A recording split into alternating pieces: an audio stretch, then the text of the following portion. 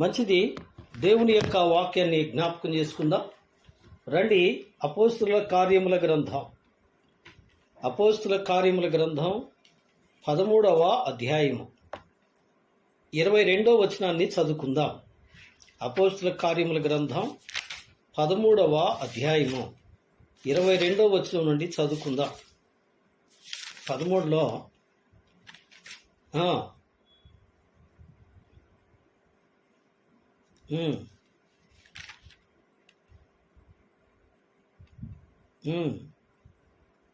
చదవమ్మా.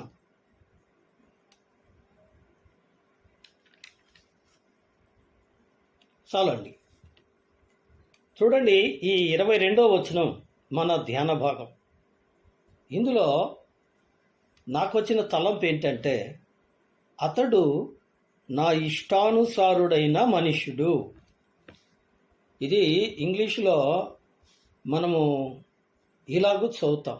ఎలాగంటే, అతడు నా హృదయానుసారుడు అన్నట్టుగా మనం చదువుతాం కదండి. ఇంగ్లీష్లో మనం చదివితే మనకు అర్థమయ్యే మాట ఏంటంటే, అతడు నా హృదయానుసారుడు, అతడు నా హృదయమునకు ఇష్టమైన వాడు అన్నట్టుగా మనం చదువుతాం. సో కాబట్టి ఇక్కడ దావీదు హృదయము లేదా దావీదు యొక్క జీవితము దేవునికి ఇష్టమైంది.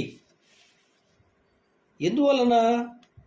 దావీదులో ఉన్న ప్రత్యేకతలు ఏంటి? ఈ విషయాల గురించి మనం ఆలోచన చేయాలి. దావీదు దేవుని హృదయానుసారుడు. దావీదు దేవుని సంకల్పాలు చొప్పున తన తరములో వారికి పరిచర్య చేశాడు, సేవ చేశాడు. కాబట్టి ప్రియులారా, అతడు దేవునికి ఇష్టానుసారంగా కావడానికి అతనిలో ఉన్న ప్రత్యేక లక్షణాలేంటి? అందుకని మనం చేయాల్సింది కూడా ఏంటి? ఇంకో మాట కూడా చదువుతాను, పరిశుద్ధ గ్రంథంలో నుండి సామెతల గ్రంథం 4వ అధ్యాయము. సామెతల గ్రంథం అండి, 4వ అధ్యాయము. 4వ అధ్యాయంలో 23వ వచనాన్ని చదువుకుందాం. 23వ వచనం. నీ హృదయములో నుండి, హలో,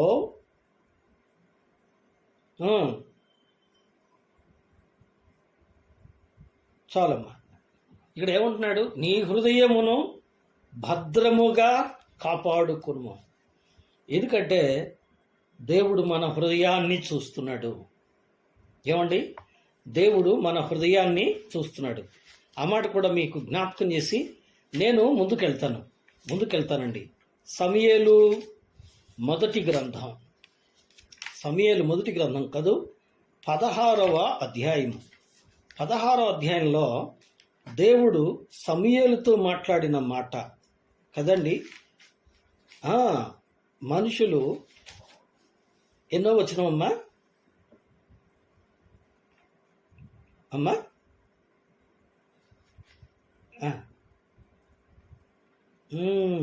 7వ వచనం. సమూయేలు మొదటి గ్రంథం 16వ అధ్యాయము 7వ వచనం. ఏమండి? మనుషులు, నేను చదువుతున్నాను, మనుషులు పై రూపమును లక్ష్య పెట్టుదురు, అయితే దేవుడు ఏం చేస్తాడట?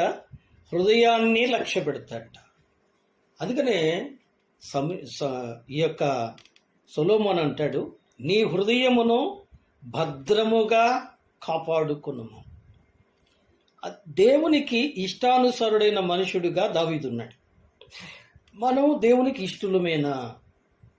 దావీదు దేవునికి ఇష్టడు ఎలా అయ్యాడు? దావీదు హృదయము దేవునికి ఇష్టమైంది ఎలా అయింది? అతని హృదయంలో లేదా అతని ప్రవర్తనలో, అతని యొక్క జీవితంలో దేవునికి ఇష్టమైన లక్షణాలు ఏమిటి? ఈ విషయాలు మనం పరిశీలన చేయాలి. అందుకోసమే ఈ పూట కొన్ని మాటలు సిద్ధపరచుకొని మీ ముందుకు వచ్చాను, దేవుని సన్నిధిలో దేవుడిచ్చిన తలంపులను. ఎందుకంటే నన్ను ఆకర్షించిన మాట, అతడు నా ఇష్టానుసారుడైన మనసుడు. ఏమండి? అతడు నా హృదయానుసారుడు అని మనం జ్ఞాపకం చేసుకున్నాం. దావీదు దేవుని హృదయానుసారుడు ఎలాగయ్యాడు? దావీదు దేవుని హృదయానుసారుడు ఎలా అయ్యాడు? అతనిలో ఉన్న లక్షణాలేంటి? మనం అటువంటి లక్షణాలను పరిశీలించుకొని సిద్ధపరచుకోవాలి. మొదటి లక్షణం, దావీదు జీవితంలో పాపం లేదా? ఏమండి, దావీదు జీవితంలో పాపం లేదా? అతను పాపి కాడా అంటే అతనిలో పాపం ఉంది. ఏమండి, అతనిలో పాపం ఉంది. 2వ సమూయేలు గ్రంథం 11వ అధ్యాయం కదూ, 2వ సమూయేలు గ్రంథం 11వ అధ్యాయము 27వ వచనం. అంగలార్పును తీరిన తరువాత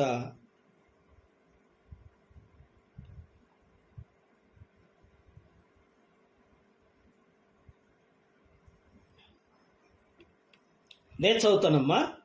అంగలార్పు కాలము తీరిన తరువాత దావీదు దూతలను పంపి ఆమెను తన నగరికి తెప్పించుకొనగా ఆమె అతని భార్య అయ్యి అతనికి ఒక కుమారుని కనెను. అయితే దావీదు చేసినది యెహోవా దృష్టికి దుష్కార్యముగా కనబడెను. విన్నరా? దావీదు కూడా తప్పు చేశాడు. ఎందుకంటే ప్రతి మనుషుడు పాపే. దావీదు కూడా మనిషే అనే మాట ఇక్కడ మనకు అర్థమవుతుంది. దావీదు కూడా లోపాలు ఉన్నాయి, దావీదులో కూడా పొరపాట్లు ఉన్నాయి. అయినప్పటికీ దావీదు దేవునికి హృదయానుసారుడు ఎలా కాగలిగాడు అంటే చూడండి, ఇదే సమూయేలు 2వ గ్రంథం 12వ అధ్యాయము 12వ వచనాన్ని చదువుతున్నాను. 12వ వచనాన్ని, పగటి యందు వాడు వారితో చెయ్యనించును, నీవు ఈ కార్యమును రహస్యముగా చేసితివి కాని ఇశ్రాయేలందరూ చూచుచుండగా పగటి యందే నేను చెప్పిన దానిని చేయింతును అనెను. 13వ వచనం, నేను పాపము చేసి తిని అని దావీదు నాతానుతో అనగా, నాతాను నీవు చావకునున్నట్లు యెహోవా నీ పాపమును పరిహరించెను. విన్నరా? ఎందుకంటే ఈ అధ్యాయం అంతా మనం ధ్యానించాలి. అందువలన ఒక్క మాటతో నేను ముందుకెళ్తున్నాను. దావీదు ఏమండి బత్షెబను ప్రేమించాడు. ఆమె కోసం ఆమె భర్తను చంపించాడు. ఉరియాను చంపించి ఆమెను తన భార్యగా చేసుకున్నాడు. ఇది దేవుని దృష్టికి దుష్కార్యమైంది.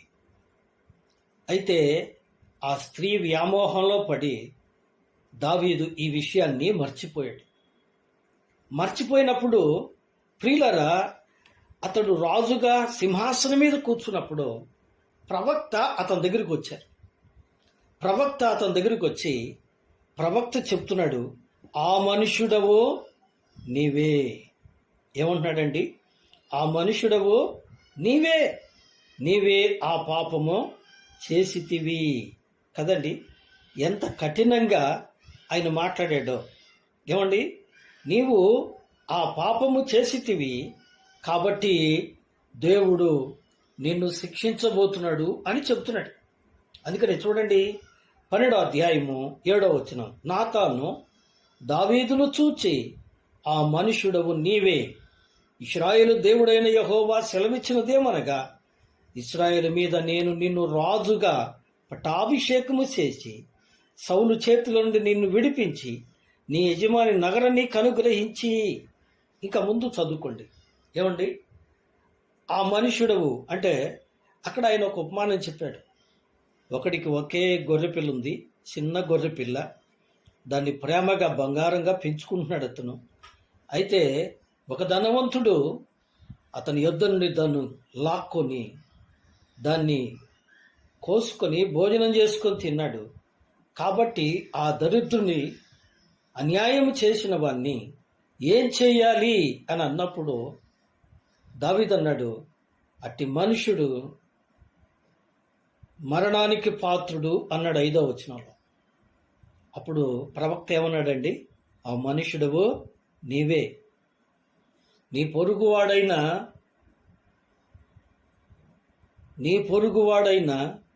నీ సైనికుడైనటువంటి వాని భార్యను, ఏమండి, బత్షెబను తీసుకొచ్చుకొని ఆమె భర్తను నువ్వు చంపించావు. ఇది దేవుని దృష్టికి కోపం వచ్చింది. ఉరియాను నువ్వు చంపించినందుకు దేవుడు నీ మీద కోపించాడు అని చెప్పినప్పుడు ఏమండి, ఎక్కడ చెప్పాడు మాట? రహస్యంగా చెవులో చెప్పలేదు. ఏమండి, ఇవాళ రహస్యంగా చెవులో చెప్పినా, పోనీ ఎవరికి వినపడకుండా ఫోన్లో చెప్పినా కానీ పాస్టర్ గారిని తాట తీస్తారు. వాస్తవం అండి. ఇంకో మాట చెప్పనా అండి, వాక్యం చెప్పేటప్పుడు ఒకవేళ వాక్యం తగిలొచ్చింది అనుకోండి, పేరు చెప్పక్కర్లా, ఏమక్కర్లా, వాక్యం చెప్తూ చెప్తూ నీలో ఉన్న లోపాన్ని ఎత్తి చూపారనుకోండి, ఏమండి, ఇక ఆ పాస్టర్ పరిస్థితి ఏమవుద్దు చెప్పండి. కానీ వాస్తవానికి దావీదు ఎటువంటి వాడండి? నేను పాపం చేశాను ఒప్పుకున్నాడు. ఎక్కడ ఒప్పుకున్నాడు? The place. ఆలోచించండి, నిండు సభ, ఆయన రాజుగా సింహాసనం మీద కూర్చున్నాడు. రాజుగా సింహాసనం మీద కూర్చున్నప్పుడే తీరింది ఈ నాతాను ప్రవక్తకి. నిండు సభలో ఉన్నవాడిని నువ్వు పాపం చేశావు, దేవుడు నీకు చెప్పమన్నాడు అని చెప్పాడు. నీకు టైం దొరకలేదంటాయా? సీక్రెట్గా వచ్చి చెప్తే మెల్లగా ప్రార్థన చేసేవాడిని, క్షమాపణ కోరుకునేవాడిని. 10 మందిలో నా తప్పు ఎత్తి చూపిస్తావు. నేను రాజుగా అందరి ముందు అవమానం పొందాలి కదా, ఏం పని అయ్యా ఇది, జాగ్రత్త, నేను శిక్షిస్తాను అనొచ్చు రాజు కదా. కానీ అలా అనలేదు. యథార్థంగా నిండు సభలో ప్రజలందరి ఎదుట ఏం చేశాడండి? తన తప్పును తాను ఒప్పుకున్నాడు. ఏమండి, తన తప్పును తాను ఒప్పుకున్నాడు. అందుకనే అతడే 51వ కీర్తనలో ఏమంటున్నాడు చూడండి. కీర్తనల పుస్తకం 51వ అధ్యాయము. కీర్తనల పుస్తకం అండి, 51వ అధ్యాయము. నేను నీ ఎదుట పాపము చేసిన వాడను.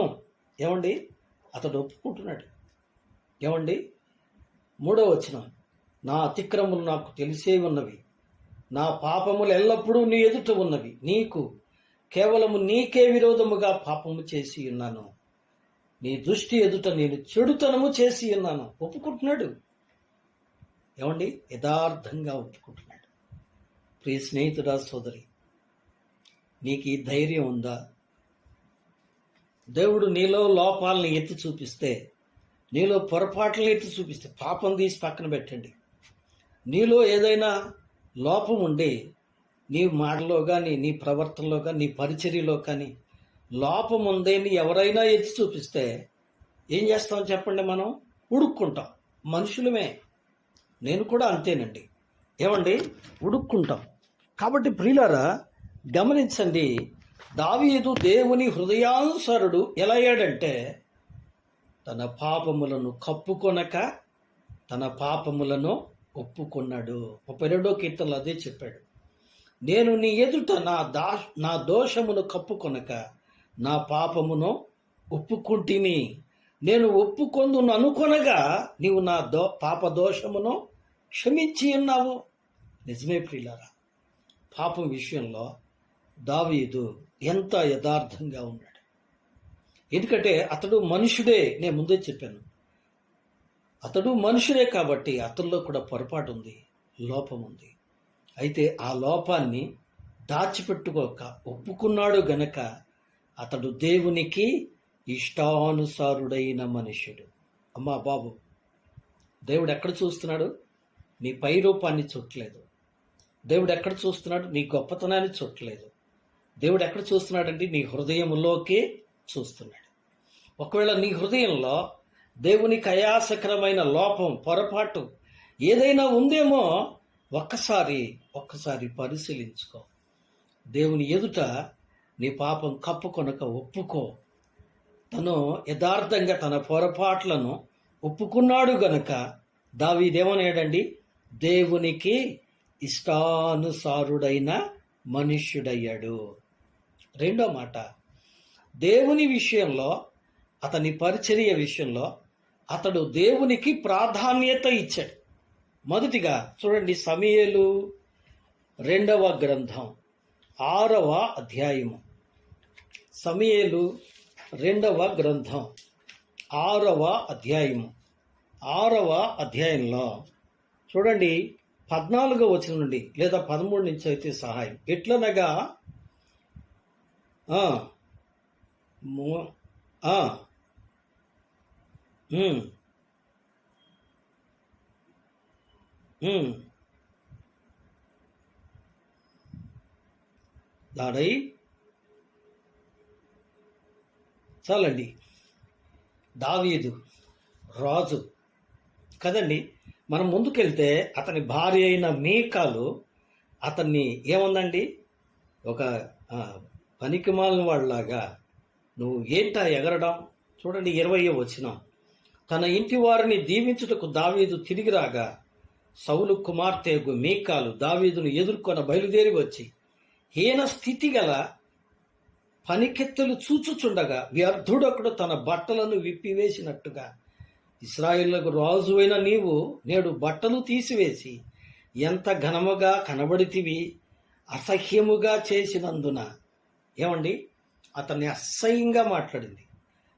అందుకు దావీదు ఉన్నాడు, నీ తండ్రిని అతని సంతతిని విసర్జించి ఇశ్రాయేలును తన జనుల మీద నన్ను అధిపతిగా నియమించుటకై నన్ను ఏర్పరచుకొనిన యెహోవా సన్నిధిని నేను అలాగు చేసి తిని, యెహోవా సన్నిధిని నేను ఆట ఆడి తిని. అంటే దేవుని కొరకు, ఏమండి, దేవుని ఘనపరిచే మనసు కలిగిన వాడు సిగ్గుపట్టలేదు.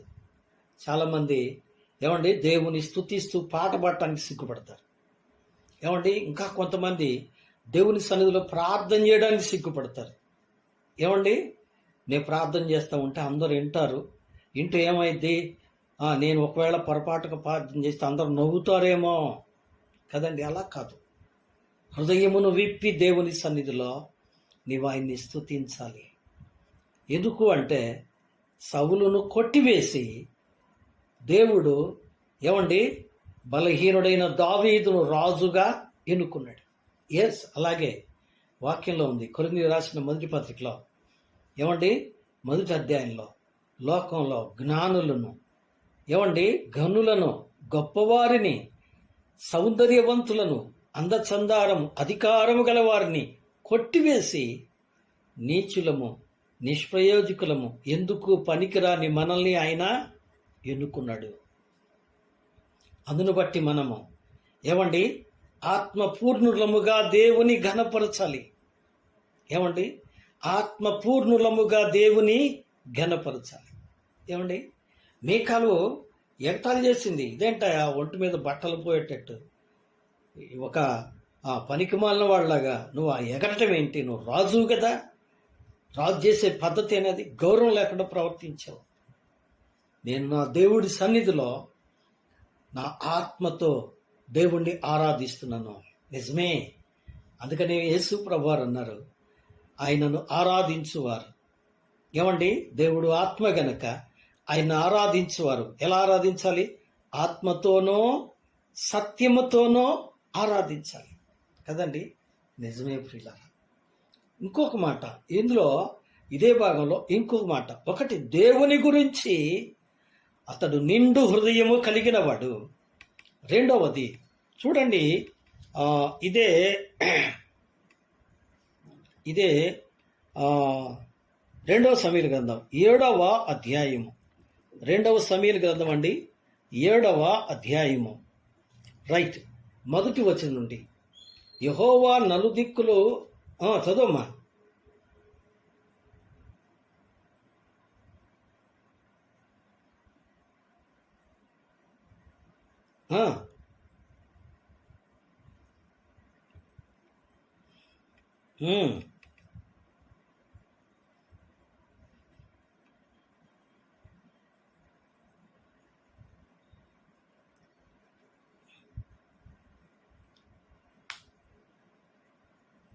చాలమ్మా, విన్నారు కదా. అతడు ఎలా ఆలోచిస్తున్నాడు చూడండి. నేనైతే సరంబి వేసిన, నేనైతే దేవదారు మానులతో కట్టిన నగరయందు వాసం చేస్తున్నా.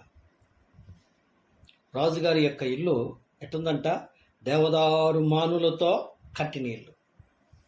అతడు అనుకుంటున్నాడు, ఆహా నేను రాజుని కదా, సకల సుఖాలు అనుభవిస్తున్నాను, నేను ప్రజల పరిపాలన చేస్తున్నాను కాబట్టి నాకు ఈ సుఖాలు అనుకోవట్లేదు. అతను బాధపడుతున్నాడు. ఏమండి, కీర్తన గ్రంథంలో మనం చదువుతాం, ప్రభు అదే ఆయన కార్యాన్ని బట్టి శిష్యులు జ్ఞాపకం చేసుకున్నారు. ఏమనండి, నీ ఇంటిని గూర్చిన ఆసక్తి నన్ను భక్షించుచున్నది. కదండి, దేవుని ఇంటిని గూర్చిన ఆసక్తి. అతడు ఏమంటున్నాడు చూడండి, నేను దేవదారు మానులతో కట్టిన నగరయందు వాసం చేయుచుండగా దేవుని మందిరము డేరాలలో ఉన్నది. అతడు దేవుని గురించి ఎంత ఆలోచన చేస్తున్నాడు, దేవుని ఆలయాన్ని గురించి ఎంత ఆలోచన చేస్తున్నాడు. అతని హృదయము ఎంత గొప్ప దేవుని భక్తి కలిగిందో చూసారా? నిజమే, దేవునికి ఏమండి తను ఆత్మ శరీరాలతో ప్రభువును స్తుతించాడు. దేవుని ఇంటిని గూర్చిన ఆసక్తి కలిగి ఉన్నాడు. ఏమండి, దేవుని ఇంటిని గూర్చిన ఆసక్తి కలిగి ఉన్నాడు. ఇంకొక మాట చెప్పుకొని మనం ముందుకు సాగుదాం. ఇంకొక మాట, సమూయేలు మొదటి గ్రంథం 17వ అధ్యాయం. ఇక్కడ దావీదు యుద్ధానికి వెళ్ళాడు. యుద్ధానికి వెళ్ళినప్పుడు తన ప్రత్యర్థి అయినటువంటి గొలియాతు ఏదేదో మాట్లాడుతూ ఉన్నాడు. కానీ దావీదు ఏం మాట్లాడుతున్నాడో మనం ఒకసారి చూద్దాం. ఏమండి, చూద్దాం. చూడండి, నా 45వ వచనం. దావీదు, నీవు కత్తియు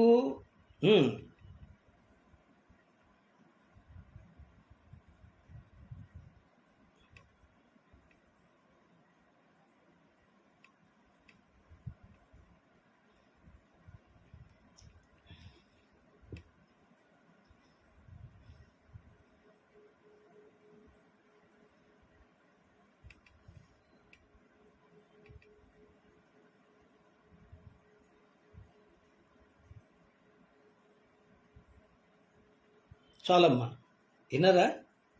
ఇక్కడ గమనించండి, యుద్ధం చేస్తూ యుద్ధంలో కూడా అతడు ఎవరిని గణపరుస్తున్నారు? ఈరోజు చాలామంది ఏమండి దైవ సేవకులు అని చెప్పుకునేవారు. ఏమండి, లోపాలు మాలోనే ఎక్కువ ఉన్నాయి. గమనించండి, ఏం చెప్తున్నారు? ఫలాని ఆయనకు ఫోన్ చేస్తే చాలు, ఆయన ప్రార్థన చేస్తే గడ్డలు రాలిపోతాయండి. ఆయన చేయి పెడితే చాలు, ఆయన చేత్తో నూనె ఇస్తే చాలు, ఆయనతో చేత్తో అరటిపండు ఇస్తే చాలు. కదండి, ఇవాళ మనుషులు గొప్ప వాళ్ళు అయిపోతున్నారు, మనుషులు ఘనపరచబడుతున్నారు. కానీ దావీదు హృదయం అది కాదు. దావీదు ఏమంటున్నాడండి, నేను నీవైతే కత్తి ఈటే బల్లెం తీసుకొని వస్తున్నావు నా మీదికి, అయితే నేను ఇశ్రాయేలు దేవుడైన సైన్యములకు యెహోవా పేరిట వస్తున్నా. కాబట్టి లోక జనులందరూ కూడా యెహోవా దేవుడు అని తెలుసుకున్నట్టుగా నేను నీ శిరస్సు ఖండిస్తాను అన్నాడు. సో కాబట్టి 2 చోట్ల కూడా అతడు దేవుని నామాన్ని ఘనపరచడు. ఈ సంగతి గుర్తుపెట్టుకో. ఈ పూట దేవుని వాక్యం వింటున్నా నీవు. ఈ 2వ భాగంలో 3 విషయాలు చూసాం. అతడు తను ఏమండి ఆ సమస్తమును మరచిపోయి దేవుని మహింపరచాడు. దేవుని స్తుతించడానికి, దేవుని ఆరాధించడానికి, దేవుని గురించి పాడడానికి, దేవుని గురించి నాట్యం చేయడానికి సిగ్గుపడలేదు. ఏమండి, ఈనాడు చాలామంది బైబిల్ చేత పట్టుకోవడానికి చర్చికి రావడానికి కూడా సిగ్గుపడేవాడు చాలామంది ఉన్నారు. వాళ్ళు సాటుగా మనుషులు ఏదో షికారుగా అట్టపోయినట్టు బండేసుకొని వస్తారు. కానీ బైబిల్ ఎవరు తెస్తారండి? భార్య బ్యాగులో పెట్టుకొని తీసుకోవచ్చు కదండి. ఏమని, ఓహో నువ్వు కూడా పోతున్నావా, నువ్వు కూడా మునిగావా అంటారు ఏమోనని కదండి. దేవుని స్తుతించడానికి, క్రీస్తు బిడ్డగా జీవించడానికి సిగ్గుపడుతున్నావా? దావీదు అట్టంటి వాడు కాదు. తన పూర్ణ హృదయముతో దేవుని ఘనపరిచాడు, స్తుతించాడు. నిజమే. 2వదిగా అతడు దేవుని ఇంటిని గూర్చిన ఆసక్తి కలిగి ఉన్నాడు. నేనైతే మంచి ఇల్లు కట్టుకున్నాను, నాకైతే బ్రహ్మాండం వంటి ఇల్లు, దేవదారు మానులతో కట్టిన ఇల్లు, ఎంతో సుఖంగా ఉన్నాను. కానీ దేవుని మందిరం ఎలా ఉంది? ఈ పూట దేవుని బిడ్డలారా, దేవుని ఇంటిని గురించి ఆలోచిస్తున్నారా? దేవుని ఇంటిని గురించి, దేవుని సంఘాన్ని గురించి, దేవుని పరిచర్యని గురించి ఆలోచిస్తున్నారా? ఆ భారం, ఆ యొక్క ఆలోచన మీకుందా? మూడో విషయం ఏమండి, ప్రతి సమయంలో దావీదు ఏం చేయడానికి ప్రయత్నం చేస్తున్నాడండి? దేవుని ఘనపరచడానికి ప్రయత్నిస్తున్నాడు. అందుకే దేవుడు అంటున్నాడు, అతడు నా ఇష్టానుసారుడైన మనుష్యుడు. దావీదు ఎటువంటి వాడట? దేవునికి ఇష్టానుసారుడైన మనుష్యుడు. నిజమే. ఇక మూడో విషయం, దావీదు దేవుని సేవకుల విషయంలో ఎలాంటి వైఖరి కలిగి ఉన్నాడు చూద్దాం. మొదటి అధ్యాయం, మొదటి సమూయేలు గ్రంథం 24వ అధ్యాయం. సమూయేలు మొదటి గ్రంథం 24వ అధ్యాయము, 24వ అధ్యాయము 6వ వచనం లేదా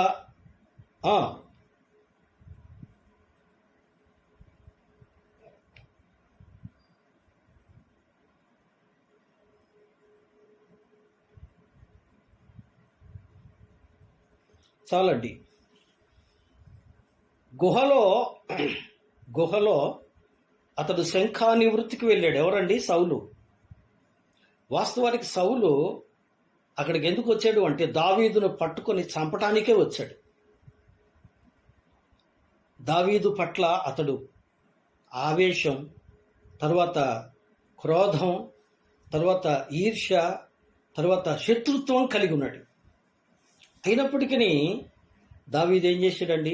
ఆ గుహలోనికి వచ్చినటువంటి అతనిని తన స్నేహితులు అన్నారు, నీ శత్రువును దేవుడు నీ చేతికి అప్పగించాడు కాబట్టి ఒక్క వేటితో చంపు అన్నారు కదండి.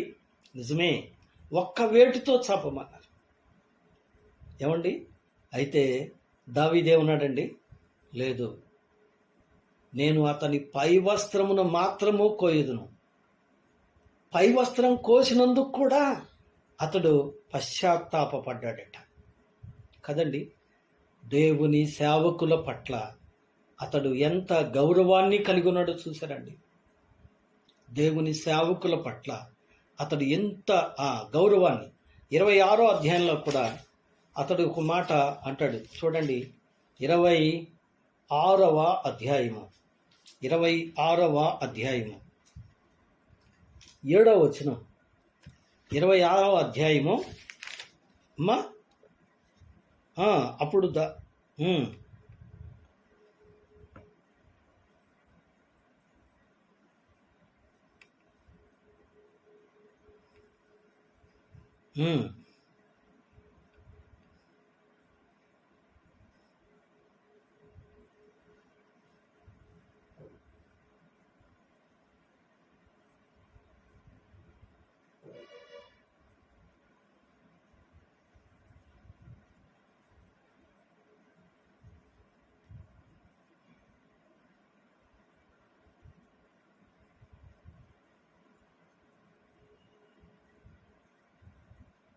విన్నారా?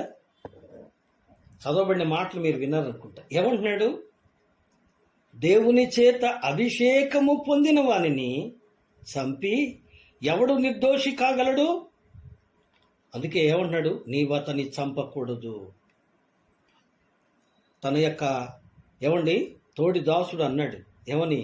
నీవు అతనికి ఒక్క దెబ్బతో చంపవచ్చు. నీవు గనక నాకు ఆజ్ఞ ఇస్తే, అభిషేక్ అంటున్నాడు, ఒక్క దెబ్బతో సౌలు చంపేస్తా, నీకు శత్రువే లేకుండా పోతాడు అన్నాడు. నీవు అతన్ని చంపకూడదు. దేవుని చేత అభిషేకించవానికి కీడు చేయకూడదు. ఏమండి? దేవుడు అన్నాడు, నిన్ను ముట్టినవాడు నా కనుగుడ్డు ముట్టినట్టే. దేవుని సేవకుల పట్ల నిజమే అతడు పొరపాటు చేసిన వాడైతే అయి ఉండవచ్చు. నిజమే అతనిలో ఎన్నో లోపాలు ఉండవచ్చు. కానీ అతనికి కీడు చేయటానికి దావీదు మనసు ఒప్పుకోవట్లేదు. నిజమే ప్రియులారా, దేవుని సేవకుల పట్ల అతడు ఎంత చెడ్డవాడైనా, ఎంత దుర్మార్గుడైనా కానీ అతనికి మేలు చేసే ఆలోచనే కలిగి ఉన్నాడు, కానీ అతనికి కీడు చేసే ఆలోచన దావీదుకు లేదు. గమనించారా? అంతేకాదు 2 సమూయేలు గ్రంథం చూడండి, 1వ అధ్యాయము. 2 సమూయేలు గ్రంథం అండి, 1వ అధ్యాయము 14వ వచనం. సమూయేలు 2వ గ్రంథం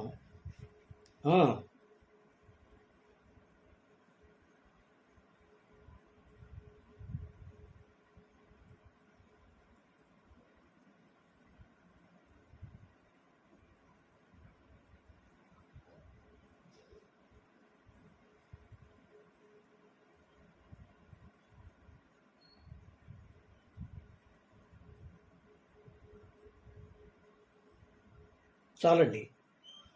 ఒక వ్యక్తి వచ్చి చెప్పాడు. ఏం చెప్పాడు? నేను సౌలును చంపి తిని, సౌలు కుమారులను చంపి తిని, నేను నీ శత్రువును చంపాను. అతను ఏమనుకున్నాడు? సౌలు దావీదుకు శత్రువు కాబట్టి ఆ శత్రువును చంపితే, నేను చంపానని చెప్తే దావీదు గౌరవిస్తాడు అనుకున్నాడు. ప్రియులారా, దేవుని బిడ్డల పట్ల ఎంత గౌరవం కలిగి ఉన్నాడు. నీవు అతన్ని ముట్టడం పాపం. దేవుని యొక్క అభిషేకం పొందిన వారిని చంపటం పాపం. అంటే అతను దేవుని భయము కలిగి ఉన్నాడు. అతడు దేవుని సేవకుల పట్ల లేదా దేవుని చేత అభిషేకించబడిన వారి పట్ల గౌరవం కలిగి ఉన్నాడు. దేవుని సేవకుల పట్ల భయము కూడా కలిగి ఉన్నాడు. గమనించారా? అతడు పాపం విషయంలో యథార్థంగా ఉన్నాడు. రెండవది, దేవుని విషయంలో సంపూర్ణ హృదయముతో దేవుని సేవిస్తున్నాడు. తరువాత అతడు దేవుని ఆలయం విషయంలో ఆసక్తి కలిగి ఉన్నాడు. అతడు ప్రియులారా ప్రతి విషయంలో దేవుని ఘనపరుస్తూ ఉన్నాడు. దేవుని చేత అభిషేకించబడిన వారి మీద గౌరవం కలిగి ఉన్నారు. వారు ఎంత శత్రువులైనా, వారు కీడు చేసేవారైనా వారికి మేలు చేశాడే, వారిని గౌరవించాడే తప్ప ఎటువంటి కీడో చేయలేదు. స్నేహితులారా, సోదరి, ఇప్పుడు దేవుని వాక్యం వింటున్నాం మనం. నిజమైన క్రైస్తవుడుగా దావీదులో దేవుని ఇష్టానుసారుడుగా ఉండే లక్షణాలు మనం చూస్తున్నాం. మనలో ఈ లక్షణాలు ఉన్నాయా? ఏమండి, మనలో ఈ లక్షణాలు ఉన్నాయా? దేవుని సన్నిధిలో మరి ప్రేమ చూపేవాడుగా ఉన్నాడు. ఎందుకంటే ఈ మాట మనం అర్థం చేసుకోవడానికి చూద్దాం. 2 సమూయేలు గ్రంథం 9వ అధ్యాయము 1వ వచనం. 2 సమూయేలు గ్రంథం 9వ అధ్యాయము 1వ వచనం. యోనాతానును బట్టి నేను ఉపకారము చూపుటకు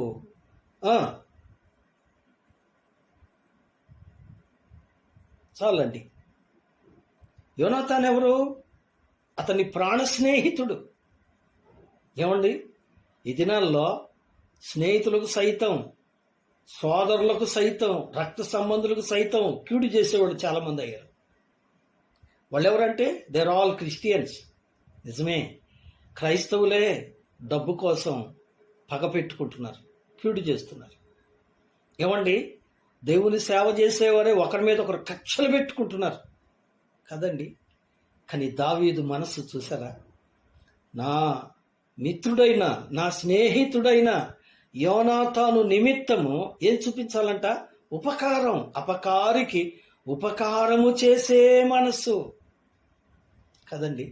నిజమే, ఇది యేసుక్రీస్తు మనస్సు.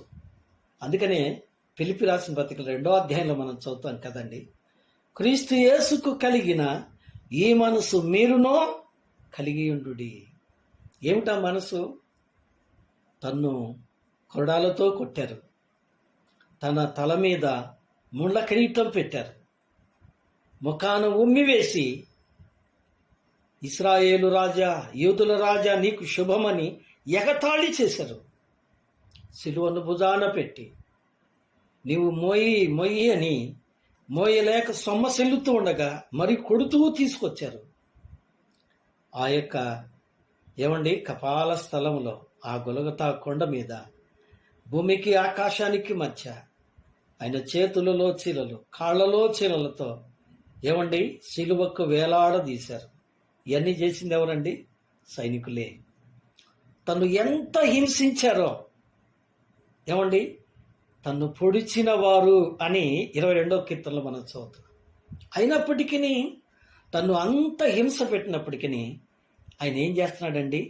వారికి ఉపకారమే ఆలోచిస్తున్నాడు. ఏమని? తండ్రి, వీరేమి చేయుచున్నారో వీరిరుగరు, వీరిని క్షమించు. తను చంపడానికి వచ్చిన వాడిని క్షమించమనే మనసు ఎవరిది చెప్పండి? మన ప్రభు అయిన యేసయ్య మనసు. శత్రువులను సైతం ప్రేమించే మనసు. నిజమే అండి. దావీదులో దేవునికి ఇష్టమైన కార్యము ఇదేనేమో. అతడు ఏమండి సౌలు కుమారుడైన యోనాతాను నిమిత్తము అతని ఇంటి వారు ఎవరైనా దాగున్నారా, బతికున్నారా అంటే మెఫీబోషెతును తీసుకొచ్చారు. మెఫీబోషెతు ఎటువంటి వాడండి? తన పని కూడా తాను చేసుకోలేడు. ఏమండి కూర్చోలేడు, నుంచోలేడు, నడవలేడు. ఎవరన్నా మోసుకొస్తే తప్ప, ఎవరన్నా తీసుకొచ్చి పెడితే తప్ప తినలేడు. ఒక పని చేయలేడు. ఎందుకు పనికిరాని వాడు. అయినప్పటికీ అతనికి తన బల్ల యొద్ద ఏమండి కేవలం ఏదో హెల్ప్ చేసి పోనీ ఏదో కుక్కకేసినట్టు, ఏమండి అయినా మీ తల్లిదండ్రులు నాకు ఎంత కీడు చేశారు, అయినా కానీ ఇదిగో ఇది వేస్తున్నాను భో అని అనలేదండి. ఎంత ప్రేమ గలవాడండి, ఎంత మంచి మనసు గలవాడు దావీదు. అతడు ఏం చేస్తున్నాడండి? అతన్ని తన బల్ల యొద్ద రాజకుమారులలో ఒకనిగా చేశాడు. ఎంత మంచివాడండి. ఈ మనసు దేవునికి ఇష్టమైంది. ఏమండి దేవునికి ఇష్టమైంది. నిజమే ప్రియులారా. రాజు అతడు శత్రువులను సంహరించడమే అతని పని. కానీ శత్రువులను కూడా ప్రేమించే రాజు ఒక్క దావీదే కనబడుతాడు కదండి. ఒక్క దావీదే. నిజమే ప్రియులారా. ఎంత మంచి లక్షణం. ఏంటి మన వాక్యం చెప్పండి? దావీదు నా ఇష్టానుసారుడైన మనుషుడు. దావీదు దేవునికి ఇష్టానుసారుడు. ఏమండి ఇంకో మాట చూడండి. సమూయేలు గ్రంథం మొదటి సమూయేలు గ్రంథం 24వ అధ్యాయం. మొదటి సమూయేలు గ్రంథం 24వ అధ్యాయం 24వ అధ్యాయము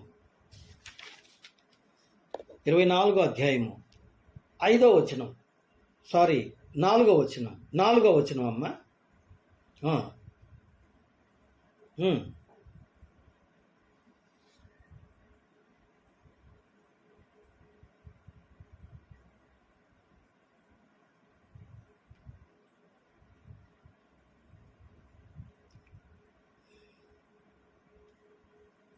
కోసెను.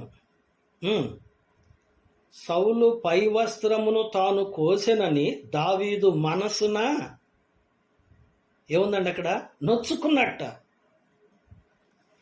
విన్నరా? సౌలు వస్త్రము కోసినందున. కానీ సౌలు ఏం చేశాడండి? గురు చూసి ఈటితో చంపడానికి ప్రయత్నము చేశాడు. అసలు అతన్ని పట్టుకొని చంపటానికి వేల సైన్యాన్ని వెంటబడ్డాడు. దావీదును చంపితే మీకు బహుమతులు ఇస్తానని ఏమండి అనేకులను ప్రియులరా ప్రేరేపించాడు. అనేకులకు ఏమండి బహుమతులు ధనం ఇస్తానని చెప్పినని అతను అన్నాడు. అయినా అతనికి ఏమండి చిన్న కీడు ఏం చేశాడండి? అతని పై వస్త్రపు చెంగు మాత్రం కోచట. అది కోసినందుకు ప్రియులరా దేవుని యొక్క వాక్య ప్రకారం అతడు తన మనసున నొచ్చుకున్నాడంట. అంటే తన శత్రువు అయినప్పటికీ ఒక వ్యక్తికి కీడు చేయటం అతనికి ఇష్టం లేదు. ఏమండి అతనికి ఇష్టమో లేదు. నిజమే ప్రియులారా. ఎంత మంచి మనసు. ముగించుకుందాం. ఇంకా కొద్ది మాటలే ఉన్నాయి, ముగించుకుందాం ప్రియులారా. సమూయేలు మొదటి గ్రంథం 30వ అధ్యాయంలోకి వద్దాం. సమూయేలు మొదటి గ్రంథం 30వ అధ్యాయం. దావీదు వైఖరి శ్రమల విషయంలో ఎలా ఉంది? శ్రమలు కలిగినప్పుడు ఎలా ఉంది? ఏమండి, దావీదు వైఖరి శ్రమలు కలిగినప్పుడు ఎలా ఉంది? మొదటి సమూయేలు గ్రంథం 30వ అధ్యాయము చదువుకుందాం 30వ అధ్యాయము 6వ వచనం. దావీదు మిక్కిలి దుఃఖపడెను.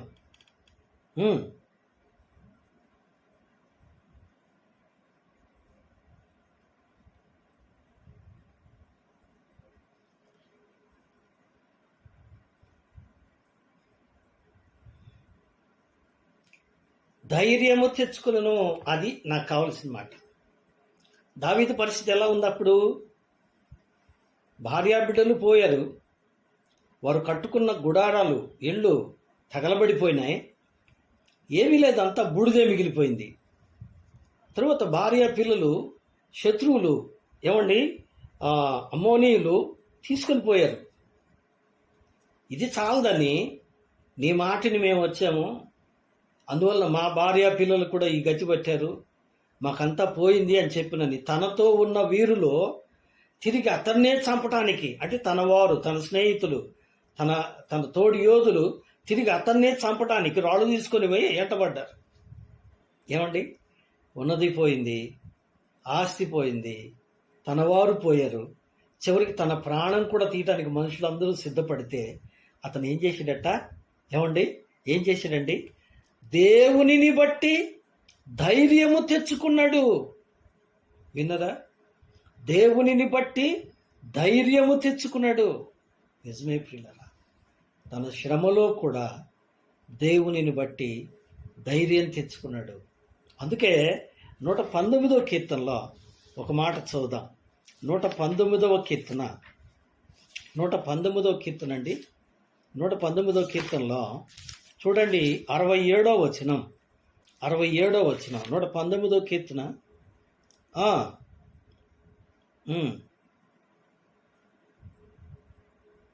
అలాగే 71వ వచనం కూడా.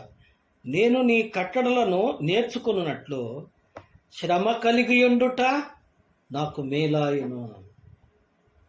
దేవుడు నాకు ఇట చేశాడు, దేవుడు నాకు అన్యాయం చేశాడు, దేవుడు నాకు కీడు చేశాడు, అన్యాయంగా దేవుడు నా మీద ఇట్లా చేశాడు అట్లా చేశాడని దేవుడి మీద ఏ నేరాలు మోపలేదు. ఏమంటున్నాడండి? శ్రమ కలుగ ఉండుట నాకు మేలే ప్రభువా. ఎందుకంటే శ్రమ కలుగొక్క మునుపు నేను నీ త్రోవ విడిచానయ్యా, ఇప్పుడు నీ వాక్యాన్ని బట్టి నడుచుకోవడానికి నాకు శ్రమ కలిగి ఉంట మేలే. నీవు నాకు మేలు చేశావు, శ్రమలు రావడం నాకు మేలే. అంటే శ్రమలలో కూడా దేవుని బట్టి ధైర్యం తెచ్చుకున్నాడు. ఏమండి, శ్రమలలో కూడా దేవుని బట్టి తాను ధైర్యం తెచ్చుకున్నాడు. శ్రమలను ఇష్టపడ్డాడు, శ్రమలను బట్టి దేవుని దూషించలేదు.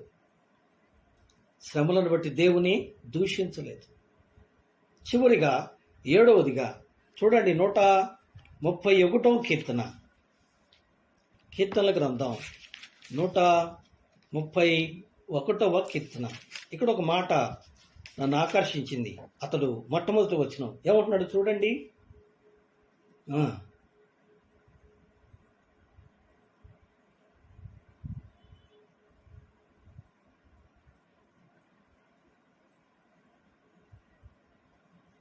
చాలండి. యెహోవా నా హృదయము ఎటువంటిదట?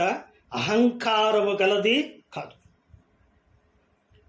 దావీదు దేవుని హృదయానుసారుడు ఎలా అయ్యాడంటే అతనికి అహంకారం లేదు.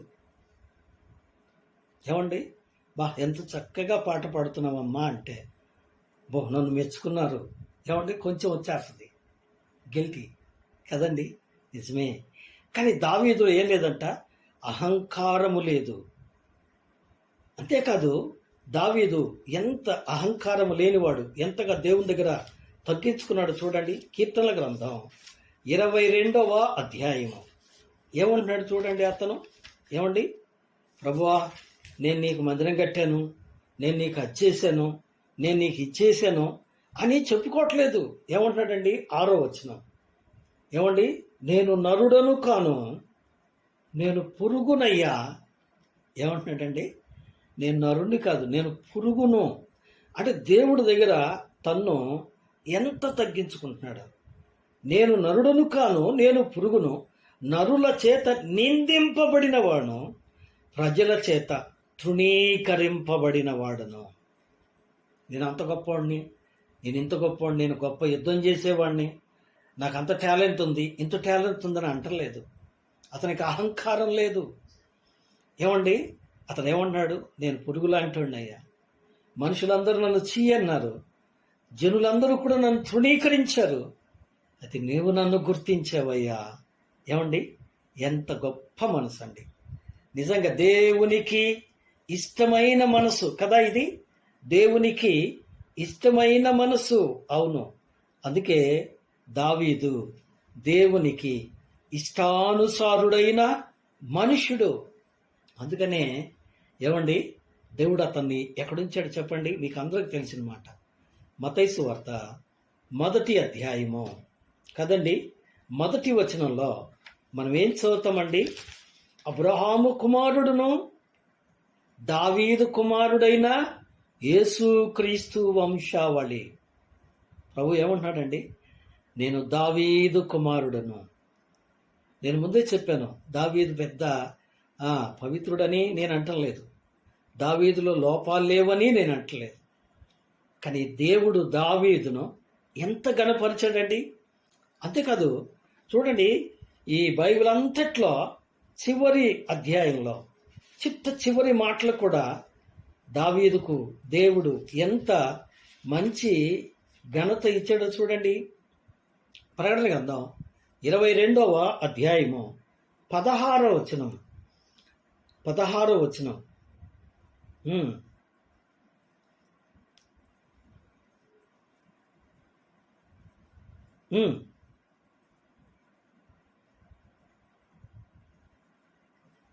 చాలండి.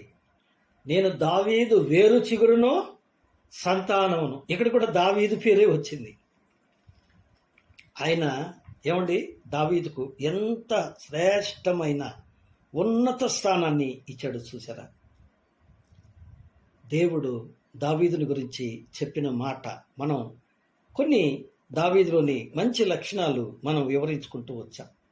దేవుడు ఏమన్నాడండి దావీదుని గురించి? అతడు నా ఇష్టానుసారుడైన మనుష్యుడు. ఏమండి? అతడు నా హృదయానుసారుడు, అతడు నా ఉద్దేశములను నెరవేర్చువాడు. ఎందుకలా అయ్యాడు అంటే పాపం విషయంలో పశ్చాత్తాపం కలిగి ఉన్నాడు, యథార్థంగా పాపం ఒప్పుకున్నవాడుగా ఉన్నాడు.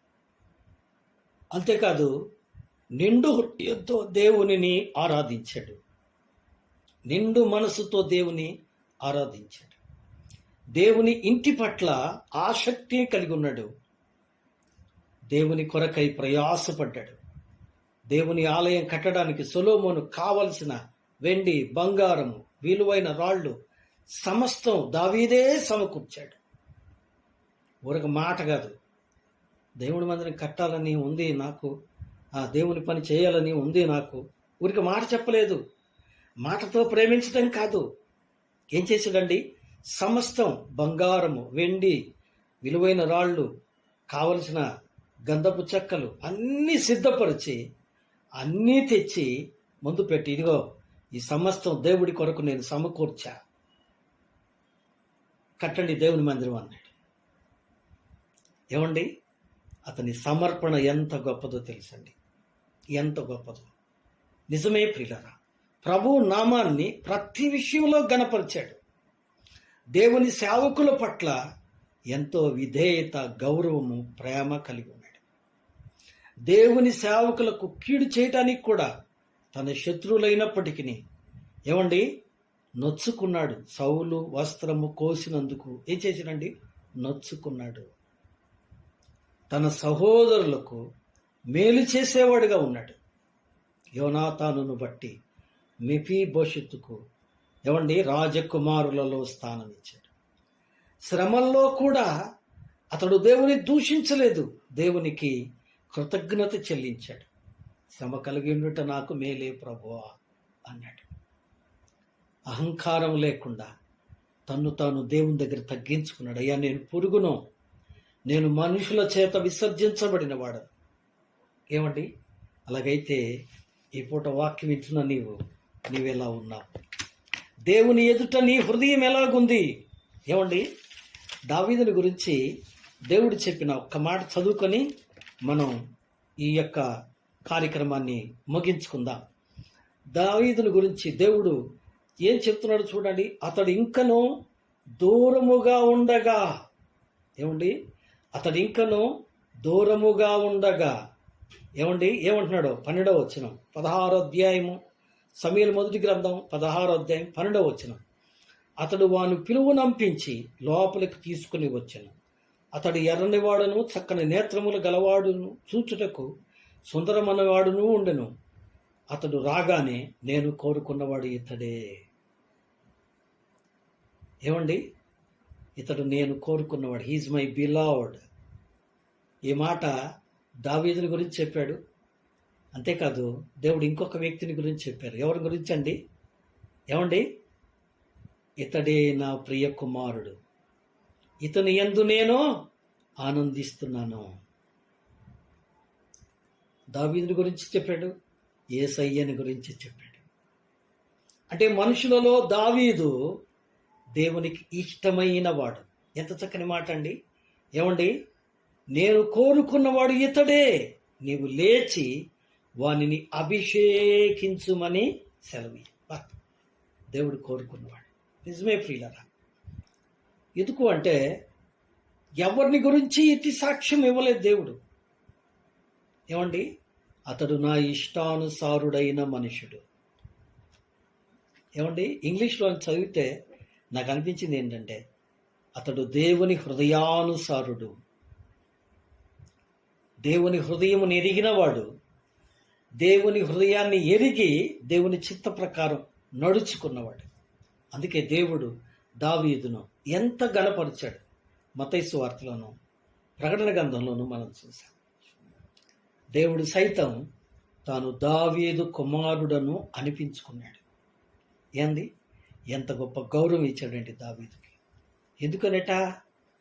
దావీదులో దేవునికి ఇష్టమైన లక్షణాలు ఉన్నాయి. ఈ పూట వాక్యం వింటున్న ప్రియ స్నేహితుడా, సోదరి, నీలో ఇటువంటి లక్షణాలు ఉన్నాయా? దేవుని హృదయానుసారురాలుగా నీవు ఉన్నావా? దేవుని హృదయం ఎరిగి ఉన్నావా? లేక నిన్ను నీవు హెచ్చించుకుంటున్నావా? ఒక్కసారి మనం పరిశీలించుకుందాం. అందుకే సామెతల గ్రంథం 4వ అధ్యాయము 23వ వచనంలో అంటున్నాడు, ముఖ్యముగా నీ హృదయమును భద్రం చేసుకో. ఎందుకంటే మనుషులు పైరూపాన్ని లక్ష్య పెడతారు, కానీ దేవుడు దేన్ని లక్ష్య పెడతాడండి? హృదయమునో లక్ష్య పెట్టును. దేవుడు దేన్ని లక్ష్య పెడతాడట? హృదయాన్ని లక్ష్య పెడతాడట. దేవుడు నీ హృదయంలోకి చూస్తున్నాడు. నీ హృదయం ఎలాగుంది?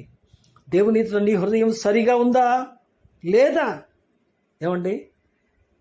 పేతురు అన్నాడు, యోహాన్ అన్నాడు, ఏమనండి? గారడి సీమోను, దేవునితో నీ హృదయం సరిగా లేదు. అలాగైతే నీ హృదయం ఎలా ఉంది దేవుని సన్నిధిలో? దేవుని ఎదుట నీ హృదయం ఎలాగుంది? ఒక్కసారి పరిశీలించుకొని, పరీక్షించుకొని సరిదిద్దుకోమని ప్రభు పేరిట మనవి చేస్తూ మాటలు ముగిస్తున్నాను. దేవుడు మనందరినీ నిండారుగా ఆశీర్వదించునుగాక. ఆమేన్.